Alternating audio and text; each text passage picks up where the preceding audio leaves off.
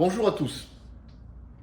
En plein été, j'ai décidé de vous faire découvrir une eau de vie qui est un petit peu méconnue en France, mais qui est très utilisée, très développée aux États-Unis et dans tous les pays anglo-saxons comme base de cocktail. Je veux parler du mezcal. Alors on dit souvent que le mezcal est à la tequila, ce que l'armagnac est au cognac, un produit de niche, très artisanal, élaboré avec des méthodes ancestrales, respectées depuis des décennies et des décennies, qui a longtemps été hors des circuits de distribution et qui est redevenu à la mode ces 15 dernières années, avec vraiment un dynamisme incroyable. Alors le mezcal, c'est une eau de vie qui est issue d'un fruit qui s'appelle l'agave, une variété qui est l'agave espadine, qui est la plus belle variété pour les plus belles eaux de vie. L'espadine, l'agave espadine, c'est comparable à un cactus avec un gros fruit. Et c'est ce fruit, cette base, une grosse racine ronde, qui va être utilisée pour base de la tequila et donc du mezcal artisanal. Une fois qu'on a récolté, après 6-10 ans de pousses, cette grosse balle, cette grosse racine, on va la cuire.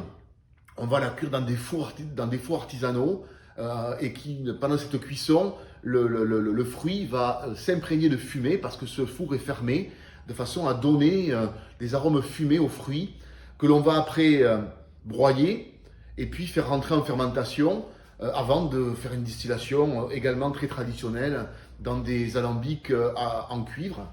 Alors, il existe plusieurs catégories de mezcal, des mezcals non vieillis, c'est ce que je vais vous faire découvrir aujourd'hui, ce qu'on appelle les roven, les mezcals jeunes, et puis aussi des mezcals qui peuvent être élevés, pas dans des périodes comparables à l'armagnac, mais qui peuvent être élevés pendant quelques mois ou quelques années.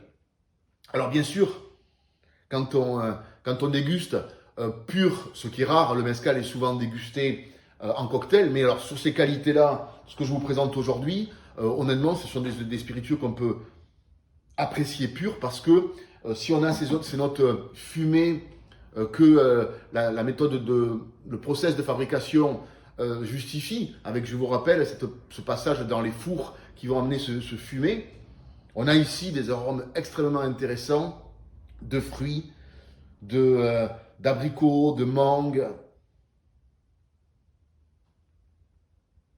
très intéressant, qui donne beaucoup de fraîcheur et on peut imaginer bien sûr plein d'utilisations en cocktail pour un bartender qui veut s'amuser avec le mezcal. Alors voilà ce que je vous propose aujourd'hui. Le mezcal s'appelle Dos Hombres. C'est quelque chose qu'on va trouver sur le marché français qui est vraiment très intéressant de par l'équilibre entre cette fraîcheur, ce fruité et puis ces arômes traditionnels fumés